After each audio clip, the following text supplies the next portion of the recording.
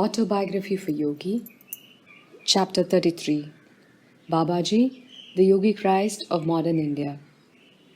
The northern Himalayan crags near Badrinarayan are still blessed by the living presence of Babaji, Guru of Lahiri Mahasaya. The secluded master has retained his physical form for centuries, perhaps for millenniums. The deathless Babaji is an avatara. This Sanskrit word means descent.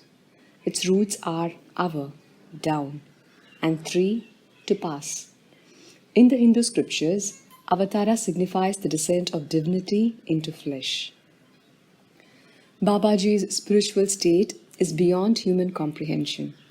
Sri Yukteswar explained to me, the dwarfed vision of men cannot pierce to his transcendental star.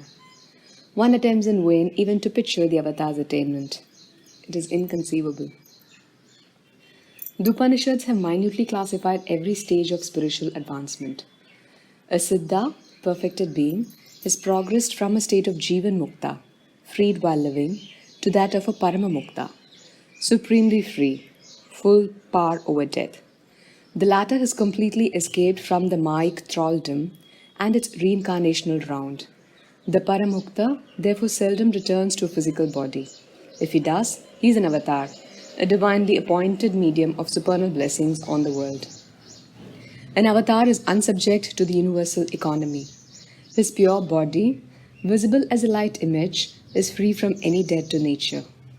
The causal gaze may see nothing extraordinary in an avatar's form, but it casts no shadow nor makes any footprint on the ground. These are outward symbolic proofs of an inward lack of darkness and material bondage. Such a man alone knows the truth behind the relativities of life and death. Omar Khayyam, so grossly misunderstood, sang of this liberated man in his immortal scripture, the Rubaiyat. Ah, moon of my delight, who knowest no wane, the moon of heaven is rising once again. How oft hereafter rising shall she look through the same garden after me in vain? The moon of delight is God, eternal Polaris, anachronous never. The moon of heaven is the outward cosmos, fettered to the law of periodic recurrence. Its chains had been dissolved forever by the Persian seer through his self-realization. How oft hereafter rising shall she look after me in vain? What frustration of search by a frantic universe for an absolute omission! Christ expressed his freedom in another way. And a certain scribe came and said unto him, Master, I will follow thee whithersoever thou goest. And Jesus said unto him, The foxes have holes, and the birds of the air have nests, but the Son of Man hath not where to lay his head. Spacious with omnipresence, could Christ indeed be followed except in the overarching spirit? Krishna, Rama, Buddha, and Patanjali were among the ancient Indian avatars. A considerable poetic literature in Tamil has grown up around Agastya, a South Indian avatar. He worked many miracles during the centuries preceding and following the Christian era, and is credited with retaining his physical form even to this day. Babaji's mission in India has been to assist prophets in carrying out their special dispensations. He thus qualifies for the scriptural classification of Mahavatar, great avatar. He has stated that he gave yoga initiation to Shankara, ancient founder of the Swami order, and to Kabir, famous medieval saint. His chief 19th century disciple was, as we know, Lahiri Mahasaya, revivalist of the lost Kriya art. The Mahavatar is in constant communion with Christ. Together they send out vibrations of redemption and have planned the spiritual technique of salvation for this age.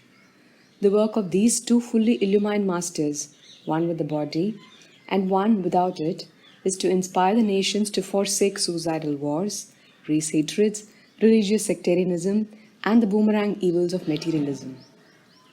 Babaji is well aware of the trend of modern times, especially of the influence and complexities of Western civilization, and realizes the necessity of spreading the self-liberations of yoga equally in the West and in the East.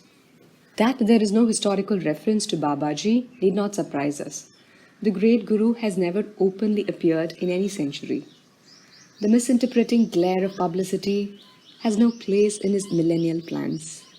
Like the Creator, the sole but silent power, Babaji works in a humble obscurity. Great prophets like Christ and Krishna come to earth for a specific and spectacular purpose. They depart as soon as it is accomplished.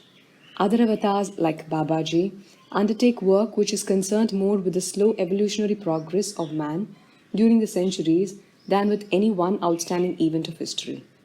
Such masters always veil themselves from the gross public gaze and have the power to become invisible at will. For these reasons, and because they generally instruct their disciples to maintain silence about them, a number of towering spiritual figures remain world unknown. I give in these pages on Babaji merely a hint of his life, only a few facts which he deems it fit and helpful to be publicly imparted. No limiting facts about Babaji's family or birthplace, dear to the analyst's heart, have ever been discovered. His speech is generally in Hindi, but he converses easily in any language. He has adopted the simple name of Babaji, revered father. Other titles of respect given him by Lahori Mahasaya's disciples are Mahamuni Babaji Maharaj, Supreme Ecstatic Saint, Mahayogi, greatest of yogis, Trampak Baba, and Shiva Baba, titles of avatars of Shiva. Does it matter that we know not the patronymic of an earth-released master? Whenever anyone utters with reverence the name of Babaji, Lahori Mahasaya said, that devotee attracts an instant spiritual blessing. The deathless Guru bears no marks of age on his body. He appears to be no more than a youth of 25. Fair-skinned, of medium build and height, Babaji's beautiful strong body radiates a perceptible glow. His eyes are dark, calm and tender. His long, lustrous hair is copper-colored.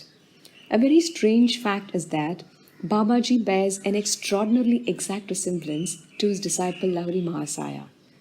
The similarity is so striking that in his later years, Lahori Mahasaya might have passed as the father of the youthful-looking Babaji.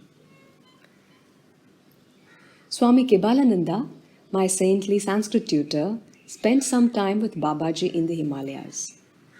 The fearless master moves with his group from place to place in the mountains, Kebalananda told me. His small band contains 2 highly advanced American disciples. After Babaji has been in one locality for some time, he says, Tera danda utao. Let us lift our camp and staff. He carries a symbolic danda, bamboo staff. His words are the signal for moving with his group instantaneously to another place. He does not always employ this method of astral travel. Sometimes he goes on foot from peak to peak. Babaji can be seen or recognized by others only when he so desires. He is known to have appeared in many slightly different forms to various devotees, sometimes without beard and moustache, and sometimes with them. As his undecaying body requires no food, the master seldom eats. As a social courtesy to visiting disciples, he occasionally accepts fruits or rice cooked in milk and clarified butter. 2 amazing incidents of Babaji's life are known to me. Kebalananda went on. His disciples were sitting one night around a huge fire which was blazing for a sacred Vedic ceremony. The master suddenly seized a burning log and lightly struck the bare shoulder of a chela who was close to the fire. Sir, how cruel! Lahori Mahasaya, who was present, made this remonstrance. Would you rather have seen him burn to ashes before your eyes, according to the decree of his past karma? With these words, Babaji placed his healing hand on the chela's disfigured shoulder. I have freed you tonight from painful death. The karmic law has been satisfied through your slight suffering by fire. On another occasion, Babaji's sacred circle was disturbed by the arrival of a stranger. He had climbed with astonishing skill to the nearly inaccessible ledge near the camp of the master. Sir, you must be the great Babaji. The man's face was lit with inexpressible reverence. For months I have pursued a ceaseless search for you among these forbidding crags. I implore you to accept me as a disciple. When the Guru made no response, the man pointed to the rocky chasm at his feet. If you refuse me, I will jump from this mountain. Life has no further value if I cannot win your guidance to the divine. Jump then. Babaji said unemotionally, I cannot accept you in your present state of development. The man immediately hurled himself over the cliff. Babaji instructed the shocked disciples to fetch the stranger's body. When they returned with the mangled form, the master placed his divine hand on the dead man. Lo! He opened his eyes and prostrated himself humbly before the Omnipotent One. You are now ready for discipleship. Babaji beamed lovingly on his resurrected chela. You have courageously passed a difficult test. Death shall not touch you again. Now you are one of our immortal flock. Then he spoke his usual words of departure. Tera danda utao. The whole group vanished from the mountain. An avatar lives in the omnipresent spirit. For him, there is no distance inverse to the square. Only one reason, therefore, can motivate Babaji in maintaining his physical form from century to century. The desire to furnish humanity with a concrete example of its own possibilities. Where man never vouchsafed a glimpse of divinity in the flesh, he would remain oppressed by the heavy mind delusion that he cannot transcend his mortality. Jesus knew from the beginning the sequence of his life. He passed through each event not for himself, not from any karmic compulsion, but solely for the upliftment of reflective human beings. His four reporter disciples, Matthew, Mark, Luke, John, recorded the ineffable drama for the benefit of later generations. For Babaji also, there is no relativity of past, present, future. From the beginning, he has known all phases of his life. Yet, accommodating himself to the limited understanding of men, he has played many acts of his divine life in the presence of one or more witnesses. Thus it came about that a disciple of Lahiri Mahasaya was present when Babaji deemed the time to be ripe for him to proclaim the possibility of bodily immortality. He uttered this promise before Ram Gopal Mazumdar, that it might finally become known for the inspiration of other seeking hearts. The great ones speak their words and participate in the seemingly natural course of events solely for the good of man, even as Christ said, Father, I knew that thou hearest me always, but because of the people which stand by I said it, that they may believe that thou hast sent me. During my visit at Ranbajpur with Ram Gopal, the sleepless saint, he related the wondrous story of his first meeting with Babaji. I sometimes left my isolated cave to sit at Lahiri Mahasaya's feet in Benares. Ram Gopal told me, one midnight, as I was silently meditating in a group of his disciples, the master made a surprising request.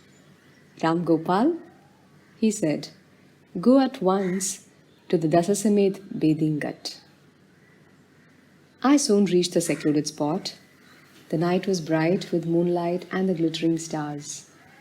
After I had sat in patient silence for a while, my attention was drawn to a huge stone slab near my feet.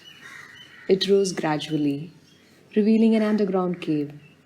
As the stone remained balanced in some unknown manner, the draped form of a young and surpassingly lovely woman was levitated from the cave high into the air. Surrounded by a soft halo, she slowly descended in front of me and stood motionless, steeped in an inner state of ecstasy. She finally stirred and spoke gently. I am Mataji, the sister of Babaji. I have asked him and also Lahiri Mahasaya to come to my cave tonight to discuss a matter of great importance. A nebulous light was rapidly floating over the Ganges. The strange luminescence was reflected in the opaque waters. It approached nearer and nearer until, with a blinding flash, it appeared by the side of Mataji and condensed itself instantly into the human form of Lahiri Mahasaya. He bowed humbly at the feet of the woman saint. Before I had recovered from my bewilderment, I was further wonderstruck to behold a circling mass of mystical light traveling in the sky. Descending swiftly, the flaming whirlpool neared our group and materialized itself into the body of a beautiful youth who, I understood at once, was Babaji. He looked like Lahiri Mahasaya, the only difference being that Babaji appeared much younger and had long bright hair. Lahiri Mahasaya, Mataji, and myself knelt at the Guru's feet. An ethereal sensation of beatific glory thrilled every fibre of my being as I touched his divine flesh. "Blessed sister," Babaji said, "I am intending to shed my form and plunge into the infinite current." "I have already glimpsed your plan, beloved master. I wanted to discuss it with you tonight. Why should you leave your body?" The glorious woman looked at him beseechingly. "What is the difference if I were a visible or invisible wave on the ocean of my spirit?" Mataji replied with a quiet flash of wit, "Deathless Guru, if it makes no difference, then please do not ever relinquish your form." "Be it so," Babaji said solemnly. "I will never leave my physical body. It will always remain visible to at least a small number of people on this earth. The Lord has spoken his own wish through your lips." As I listened in awe to the conversation between these exalted beings, the great Guru turned to me with a benign gesture. "Fear not, Ram Gopal," he said. "You are blessed to be a witness at the scene of this immortal promise." As the sweet melody of Babaji's voice faded away, his form and that of Lahiri Mahasaya slowly levitated and moved backward over the Ganges. An aureole of dazzling light templed their bodies as he vanished into the night sky. Mataji's form floated to the cave and descended. The stone slab closed of itself, as if working on an invisible leverage. Infinitely inspired, I wended my way back to Lahiri Mahasaya's place. As I bowed before him in the early dawn, my Guru smiled at me understandingly. "I am happy for you, Ram Gopal," he said. "The desire of meeting Babaji and Mataji, which you have often expressed to me, has found at last a secret fulfillment." My fellow disciples informed me that Lahiri Mahasaya had not moved from his dais since early the preceding evening. "He gave a wonderful discourse on immortality after you had left for the Dasasamed Ghat," one of the chelas told me. For the first time, I fully realized the truth in the scriptural verses, which state that a man of self-realization can appear at different places in two or more bodies at the same time. Lahiri Mahasaya later explained to me many metaphysical points concerning the hidden divine plan for this earth.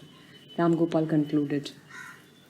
Babaji has been chosen by God to remain in his body for the duration of this particular world cycle. Ages shall come and go, still the deathless master, beholding the drama of the centuries, shall be present on the stage terrestrial.